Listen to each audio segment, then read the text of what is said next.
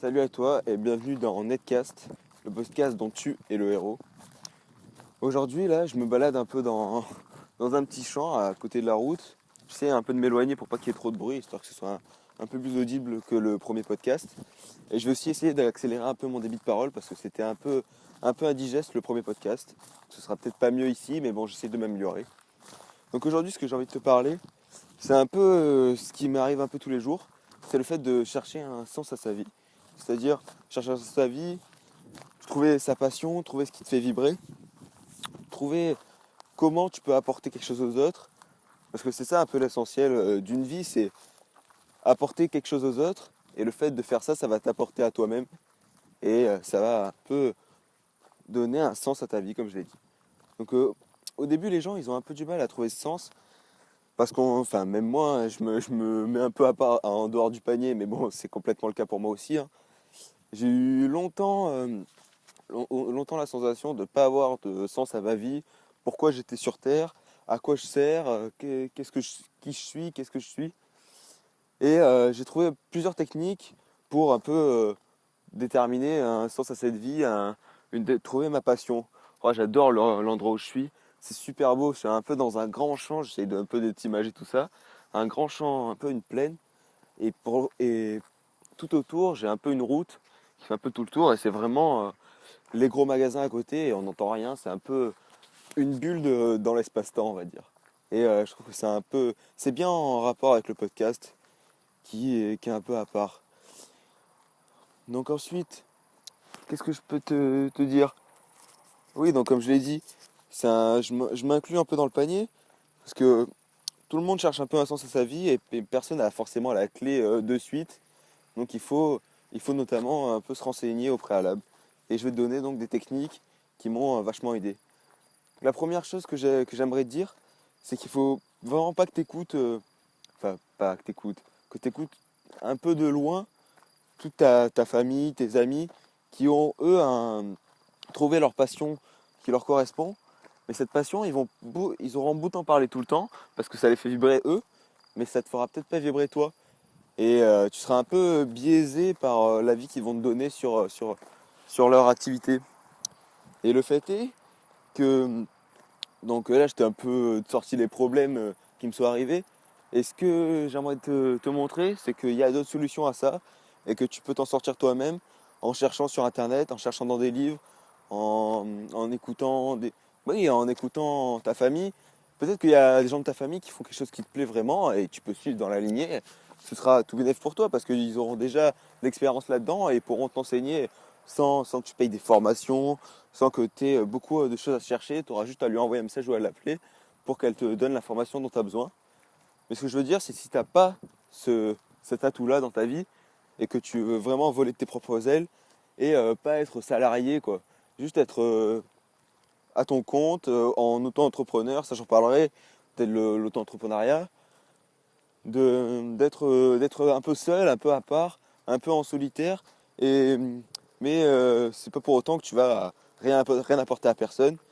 Et pour développer ce côté-là, il faut vraiment que tu te renseignes sur Internet ou dans des livres, sur toutes sortes de contenus, dans toutes sortes de domaines qui peuvent potentiellement t'intéresser et ainsi élargir un peu tes horizons vers tes passions potentielles.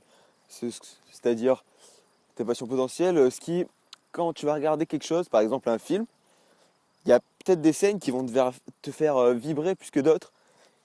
Bah, je te parle de ça parce que ça m'est vraiment arrivé. Et je remarque que dans certains films, même si tu verras, si tu regardes ça un peu, des films avec un peu ta famille, tu vas être plus réceptif au film que la personne à côté de toi, ou ta soeur, ou ta mère, ou ton père par exemple. Tu vas peut-être être plus réceptif, et c'est ça qu'il faut que tu retiennes. Et à ce moment-là, la scène qui peut, qui peut te marquer vraiment, il faut que tu la notes dans tes notes, ou je sais pas trop quoi. Et après, tu vas sur internet et tu recherches un peu, par exemple, si c'est une scène qui touche sur un côté un peu humaniste de l'homme, c'est-à-dire l'aide d'autrui, oui, aider une autre personne, aider quelqu'un dans le besoin, eh ben, tu pourras aller chercher sur internet tout ce qui est aide humanitaire, ce qui est Croix-Rouge. Parce qu'au final, c'est pas l'argent qui va façonner ta direction de vie, ton sens, le sens à ta vie, parce que l'argent, c'est... Et beaucoup de gens ont pas ce regard sur l'argent. Beaucoup de gens pensent que l'argent, c'est vraiment le but final de sa vie, avoir sa retraite, avoir son petit argent, et pouvoir le dépenser comme on le souhaite sans travailler. Mais ça, c'est la vie que j'avais au début, mais j'ai essayé à force de regarder du contenu qui me plaît, j'ai réussi un peu à modifier cette idée-là de l'argent. Et je suis arrivé au point où maintenant, pour moi, l'argent, c'est le moyen d'arriver à ses rêves, à ses objectifs, à ce que tu vises réellement au final. Bien que l'objectif, c'est pas l'essentiel. L'essentiel, c'est le parcours que tu vas accomplir entre temps. Et ce parcours, il est vraiment important parce que c'est là que tu vas vraiment grandir, que tu vas développer au final le sens que tu cherches à ta vie. Et ça passe par l'observation donc de contenu, comme je te disais, avec l'aide humanitaire, la Croix-Rouge. On va prendre la Croix-Rouge par exemple. Donc tu regardes ton documentaire, ton film, où tu vois un peu une aide humanitaire, le héros qui va aider un mendiant dans la rue, un SDF, lui donner, je sais pas, une pièce à manger, peut-être un toit pour passer la nuit. Et donc ça va te toucher, tu le notes. Et à la fin du film, tu vas sur internet, tu tapes un peu aide humanitaire, les formations, tu regardes un peu des vidéos sur YouTube, ce qui te plaît. Après c'est un peu un, un sujet qui me touche pas vraiment, mais je t'en parle parce que c'est un peu une métaphore qui m'est sortie comme ça dans la tête. Donc tu cherches et tu vas voir que au-delà de la scène que tu as vue, il y a tout un monde qui est basé sur cet acte qui est un peu la charité, quoi. Et, et donc tu pourrais baser toute ta vie là-dessus. Et le fait de faire ça, la sensation que tu auras créée par le visionnage du contenu, de la scène de charité, ça va s'amplifier au fur et à mesure que tu vas découvrir des choses dans le milieu et ça va créer donc un sens à ta vie. Je me perds un peu, j'avais d'autres choses à te dire.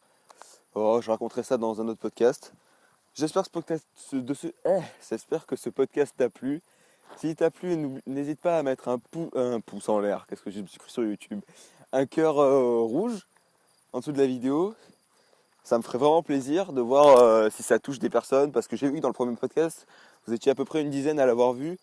J'ai eu une personne qui a mis un pouce, qui a mis un like, on va dire, je vais appeler ça comme ça. Ça m'a fait plaisir, même s'il n'était pas terrible. J'espère que cela sera mieux, parce que j'ai essayé d'un peu accélérer mon débit de parole. Puis là, j'ai eu un peu plus d'inspiration, parce que ça aussi, je t'en parlerai, le fait de marcher, ça va vachement t'apporter d'inspiration. On marche pas assez souvent dans la vie. Et je suis un peu un solitaire à faire ça. Il y a très peu de gens qui le font. Et pourtant, ça apporte que du bon.